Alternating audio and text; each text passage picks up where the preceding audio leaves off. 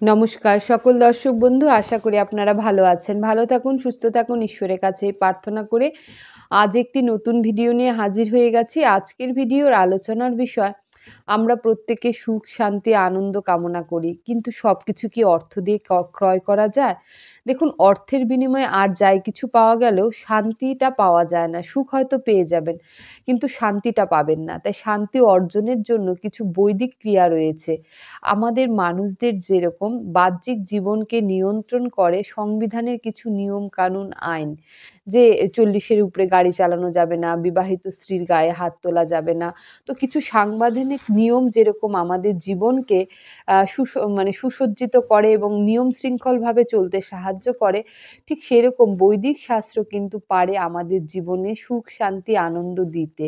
তো চলুন, প্রত্যেকেই তো আমরা ঘুম থেকে উঠে কোনো না কোনো কর্ম করি। কিন্তু কারো পারিশ্রমিক ৳৫, কারো ৫০, কারো ৫,০০০। উপার্জন দিনের শেষে একেকজন একেক রকমভাবে করে। কিন্তু শান্তি কিন্তু সবার এক হয় না।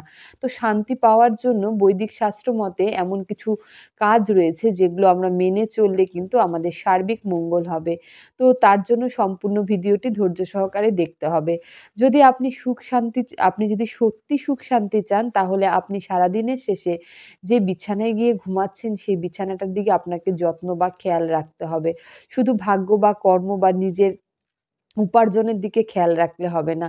তার জন্য যেটা করতে হবে, প্রতিদিন কিন্তু আপনার বিছানার বেড কাভারটিকে সার্ফ দিয়ে যদি নাও ধোন, জল কাঁচা করে ধুতে হবে। একটা বেড কাভার পাতুন, আরেকটা বেড কাভার তুলে ধুয়ে দিন। ঠিক একইভাবে দুটো বালিশের কাভার রাখুন। যেদিনে আগেরটা সোমবার যেটা মাথায় দিচ্ছেন, মঙ্গলবার সেটা ধুয়ে দিন। আবার মঙ্গলবার যেটা মাথায় দিচ্ছেন, বুধবার সেটা ধুয়ে দিন। অল্টারনেটিভ করে রাখুন। এবার অবশ্যই বালিশের কাভার এবং বেড কাভারের রং সাদা বা হলুদ হলে বেশি ভালো হয়। তো সাদাটা চেষ্টা করবেন। সাদা হচ্ছে চন্দ্র এবং শুক্রের রং। তো শুক্র এবং চন্দ্র মানসিক শান্তি প্রদান করে, আভিজাত্য এবং শান্তির আ আপনাকে শৌখিনতা, এবং সেই সঙ্গে শুক্র ভালো হয়, মানসিক শান্তি পাওয়া যায়, চন্দ্র ভালো হয়। তো যার জন্য আরেকটা জিনিস রাখতে হবে, এই যে বালিশটা যেটাতে মাথা দিয়ে আপনি ঘুমাবেন, সেই বালিশের নিচে অবশ্যই একটি ময়ূরের পালক রাখুন। সেই পালকের মাঝখানে যে নীল অংশটি রয়েছে, সেখানে একটি সাদা চন্দনের তিলক লাগান।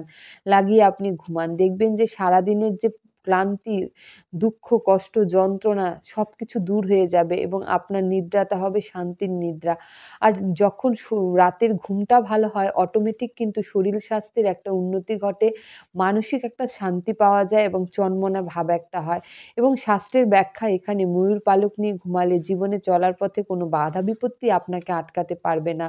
সেই সঙ্গে যদি আপনারা অর্থনৈতিক সচ্ছলতা চান, তাহলে কিছুটা তুলোর মধ্যে কিছুটা কর্পূরের টুকরো নিয়ে সেটিকে রেখে আপনারা ঘুমান। দেখবেন আপনার শুক্র গ্রহটি ক্রমশ ভালো হয়ে যাবে।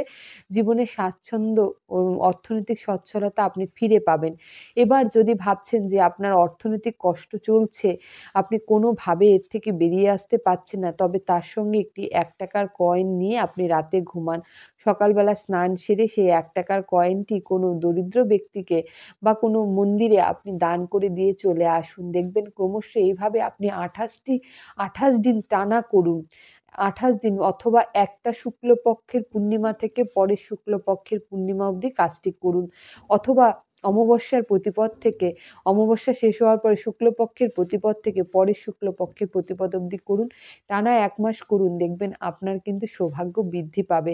তাই বালিশের নিচে যদি এই জিনিসগুলো রেখে আপনি ঘুমাতে পারেন, তাহলে কিন্তু আপনার জীবনে ফিরে পাবেন সুখ, শান্তি, আনন্দ, অর্থনৈতিক সচ্ছলতা, শারীরিক আনন্দ। শুধু অর্থ দিয়ে সবকিছু কেনা যায়, শান্তিকে কেনা যায় না। তাই শান্তি পেতে হলে বৈদিক শাস্ত্র মতে এই নিয়মগুলো আপনাকে অবশ্যই করতে হবে।